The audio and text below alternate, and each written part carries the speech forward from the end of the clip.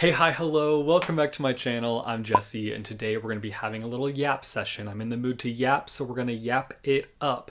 We're going to do a little bit of a chit-chat video. Today, I'm going to be talking about some of my recent DNFs, some of my book DNFs. Some of these DNFs are soft, and some of these DNFs are hard. A few of them I am really interested in circling back to and fully reading, and then some of them I am fully breaking up with. We're done, we're through. I've decided that it's not going to work out, and I'm going to try my best to move on with my life. I had gotten really good at DNFing books at the beginning of the year, but for some reason I've kind of fell off of that. I've fallen back into a bad habit of just like clinging onto a book even if I feel like it's not working out for me. I haven't really had any moments this year where I've been feeling iffy about a book and I stuck with it till the end, and the end ended up redeeming that iffy feeling. Like, I've not had that experience this year. A lot of the books where I've started out feeling iffy have remained iffy all the way to the end. So I don't know why I reverted back, but I have reverted back, and I need to get back into DNF training because it's currently a no bueno situation. I do not like it. First up here, we've got the mustache. Every time I see the word mustache, I want to say moustache. Like, it's just one of those words where it looks like it's pronounced differently than the way that it actually is pronounced, and it really bothers me. Side note, I've always wondered what I would look like with a mustache. My dad has always had a mustache. Like, my whole life he's had a mustache. So it just feels like at some point in my life, I'm supposed to have a mustache because my dad has a mustache. But I also feel like I've lived too long without a mustache that if I were to get one, it would scar me. It would scare me. It would not be good. So I don't think I will plan on getting a mustache, in case you guys wanted to know. I know you guys really wanted to know. Anyway, back to the book. I told y'all I was feeling yappy today, so we're gonna yap it up. I hope you're okay with it. This book is one that I am soft DNFing. It's not a hard DNF. It's one where I am gently putting it down for a little bit, and then hopefully at some point I will come back around to it. I was really enjoying this book. I really liked the writing style. I thought the concept was really interesting, and I've also heard that this book is just like wild. Like, I know people have had their mind blown by this book. I've heard that it gets really weird, really trippy, but I was not far enough in to get to that weird trippiness, and I really want to reach that weird trippiness. But the time that I was reading this book, I was going through a busy season, and during busy seasons, I have such a hard time reading. Like, it's just hard for me to like get in the mindset of reading because I'm exhausted, and when I'm exhausted, I don't want to read. I'm not somebody that like calms down while reading. Like, reading is something where like I have to really be in it. I have to be locked in. It does relax me, but if I show up to a book in an exhausted state of mind, I will be like fading as I'm reading it. I will be falling asleep as I'm reading it. So I just can't do it. So that was the situation here. And I felt like this book really deserved my full attention. It did not deserve me like falling asleep while I was reading it. That does not feel fair to the book. I wanted to make sure that I was like reading it with a clear mind and not like falling asleep while I was reading it. I will say, while I do want to read this book, I always have a hard time coming back to books that I've already started and DNF'd. Because I know in order to give this book a fair chance, I'm going to have to reread the section that I already read of this book. And for some reason, with me, it's always hard to find that motivation to reread a section that I've already read. I'm like, I have already put in the work to read that section. It's so hard for me to want to put in more work to reread that section. So that's my struggle when it comes to like soft DNFing books, is that like if I've already started it, I'm gonna have such a hard time coming back to it and rereading the section that I've already read. I don't necessarily always feel the need to reread a section of a book when I come back to it, but in this scenario, I know that I was exhausted while I was reading it. It was very busy and hard for me to focus, so I feel like I have to reread that beginning portion in order to like really give this book a fair chance. So I will be rereading the beginning portion. I just have to work myself up to it. But this book is a really interesting book. The concept is so strange. Basically, it's about this guy who has had a mustache for the longest time, and he decides to shave it one day. And he's like, everybody's gonna be shocked. My partner's gonna be shocked. My friends are gonna be shocked. But then when he like reveals it to them, they're like, what do you mean? You've never had a mustache. And he's like, what are y'all talking about? I've always had a mustache. And so he feels like really gaslit, but then he like starts to spiral, and he's like, what is happening here? Did I actually have a mustache? Did I really shave it off? Am I losing it? Am I being gaslit? So we're basically just following him as he spirals into this like world of confusion and wondering if he did in fact ever have a mustache. It's a weird concept, I know, but I like the idea of it, and I'm excited to get back into it at some point. Because when I was reading it, I was about to say hooked, but like clearly I wasn't hooked enough to like keep on keeping on. But I was intrigued. That's the word. I was intrigued. I wanted to keep reading, but like my mental state was just like, no, which made me a very sad boy. Next is Bad Astronauts by Grady Hendrix. This one actually makes me really sad. I was planning on doing a video where I read all of Grady Hendrix's books because I've been really getting into horror recently, and I feel like he's kind of become a big figure in like the horror space, in the horror book space. But for this specific video that I was working on, I read his very first book called Satan Loves You, which is very hard to track down, might I add. People sell the physical copy for like $2,000. I thankfully found the ebook edition of this book on Apple Books. It's like the only platform where it's available for digital purchase, I believe. But I read that book, and the entire time that I was reading it, I was not really connecting with it.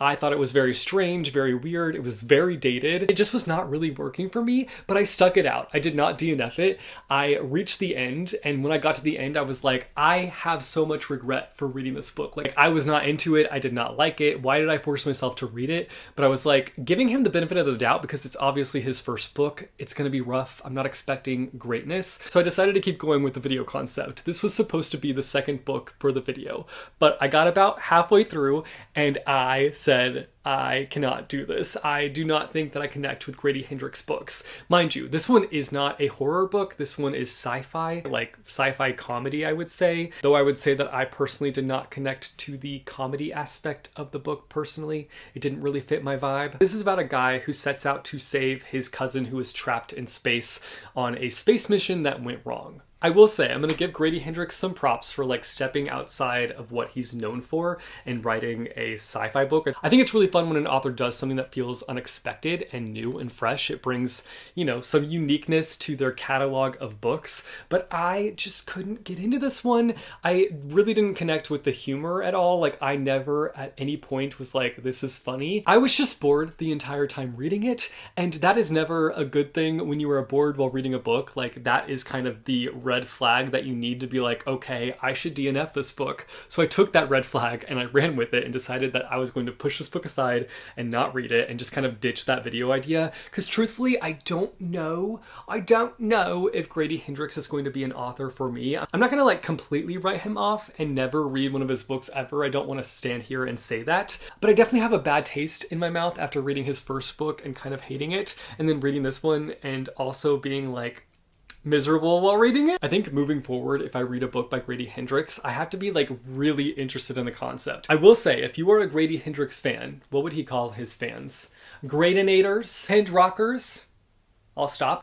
If you are a big fan of Grady Hendrix and you feel like you know my taste, and you want to recommend one of his books that you think that I will like, definitely drop a recommendation for me down below in the comments. Again, I'm not going to like fully cut him off from my reading life. If there is a book by him that I am intrigued by, I'll give it a shot from the library. I will check it out from the library. I will not buy one of his books. I have another one of his books on my shelf that I'm pretty sure that I'm going to unhaul because at this point I just don't think he's gonna be an author for me, and I have to just accept that, you know? Just because an author is popular does not mean that author is going to be for everybody. So, with that being said though, I am open to the idea of reading a book by him in the future. I just have to do a lot of research and be like really sold on the concept. Another one that I'm certainly planning on circling back to is this book called Death by Bubble Tea, because I was so enjoying this book, and I also was doing a vlog concept that involved this book that was so much fun and I was so passionate about, but at the time of working on this vlog, I was still like learning how to vlog, truthfully, which sounds silly because I've been doing YouTube for like 11 years now. So like you'd think that I would understand how to film certain video formats, but like no,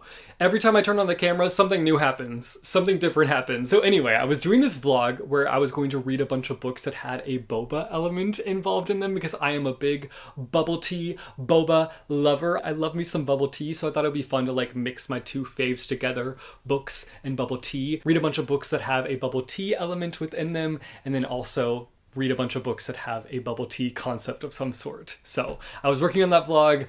I still want to go back to that vlog and continue on with it because I was really enjoying doing it. But again, I was just like still figuring out how to vlog and how to stick out a vlog concept. But unfortunately, because I was struggling with the vlog, I ended up just like falling out of reading all the books for that video. So I fell out of reading this one, but this one was so good. I was so enjoying it. So basically in this book, we are following cousins who are running this food stall at a festival, and a murder ends up happening at this festival. At first it's assumed that the person that's murdered ate something that caused them to die, and so every food stall that this person went to is being put under investigation, including our cousins who are running this food stall. And so that's kind of how they get involved in the murder case, is that there's a lot of evidence against the cousins and against their food stall that they might be the cause of the murder. And so they just kind of get wrapped up in like clearing their names and figuring out who done it. It's a really great mystery. I really loved our main character. Even though the main character is like a little bit pretentious, I really love the relationship between the cousins because they kind of have this situation where they don't really get along. They're kind of opposites, and so they're kind of working on their relationship and trying to become better friends, better cousins, and I loved seeing that. Obviously the bubble tea element is great. I love me some bubble tea, and there's lots of great food in here as well. One of those books where I was reading it and I was just like hungry all the time because all the food sounded so good. The mystery was really fleshed out too. I feel like there's a lot of targets, a lot of people that are painted as potentially being the reason behind the murder, and I always love when there's like lots of options and lots of evidence and things to consider. So overall, I feel like I'm giving a review of this book, but I haven't fully read it yet, so don't buy this book based off my thoughts right now because I have not finished it, but I really enjoyed it when I was reading it, and I'm excited to get back to it for sure, even though I'm going to have to reread the section that I've already read, and you know how that is for me. It's hard for me, but I'm going to work myself to it. This next one might be me stepping on some toes. This is a very well-loved book, but I just want to say, if you love it, I'm so happy that you connected with it. I had a hard time with it, and I will talk about why that is, but Legends and Lattes. I am very sad that I ended up in a place where I'm DNFing this book because I really went into this book expecting to love it. I really worked myself up to it. I was like, I know what I'm getting into. It's going to be calm. There's going to be no plot. It's just going to be just vibes. But then I got into it and I was like, you know, I think I'm the kind of person that needs a plot. Like, that's how I felt while reading this book, which makes me really sad. I will say, I was very afraid that I was going to be a lone ranger and not liking this book because I feel like I had only heard great things about it. But then when I talked about it in a few videos, a lot of y'all came forward and were like, I too had a hard time with Legends and Lattes. I too did not like Legends and Lattes. And I felt somewhat validated, I'm not gonna lie, because I was like, I am gonna be the oddball out. I'm gonna be the one person that doesn't like this really well-loved popular book. But it's nice to know that we have created a found family of people that do not love this book. Again, it's okay if you do love this book. You're validated in your feelings. It just did not work for me personally. I really went into this thinking that I would connect with a story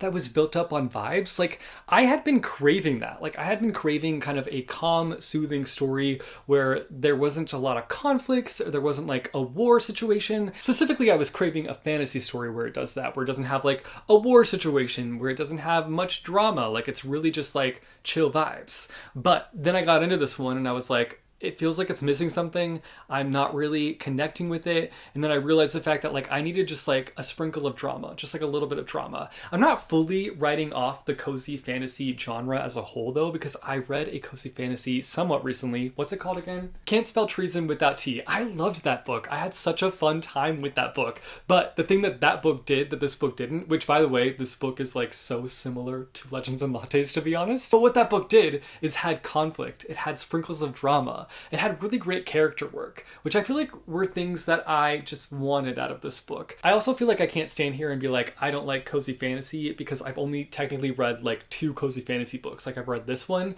and Can't Spell Treason Without Tea, though a lot of people don't associate this as cozy fantasy. So I feel like I just need to read more within that genre to know how I fully feel about it. Ooh, also there's another book that I read that's cozy fantasy technically. The Monk and Robot series. That one is very much so in the cozy fantasy lane, and it's very calm, soothing, slow paced, takes its time kind of situation. And I really connected with those books, so I'm not sure why this one just did not work for me. But I am going to be DNFing Legends and Lattes, unfortunately. I'm really sad about it, but again, if you love this book, you are valid in those feelings. You were allowed to love Legends and Lattes. It just was not something that worked for me, which is sad.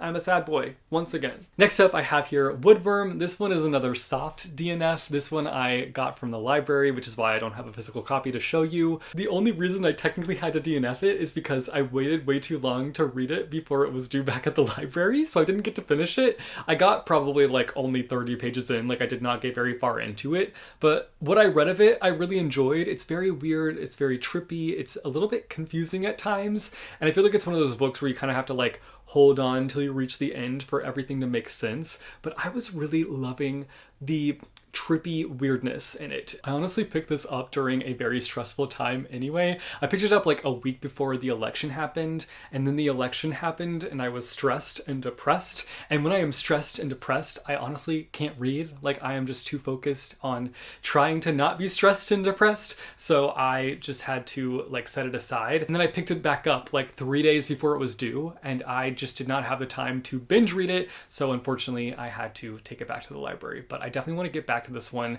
The concept is really interesting. It's about this home that has all these strange happenings in it, and 3 women are trapped in this home, and a boy goes missing, and they come together to work together to find this boy justice. Essentially, that's kind of the concept. It has a really beautiful writing style, but it is just oozing in strangeness. I love it. I was eating it up, but not fast enough, clearly.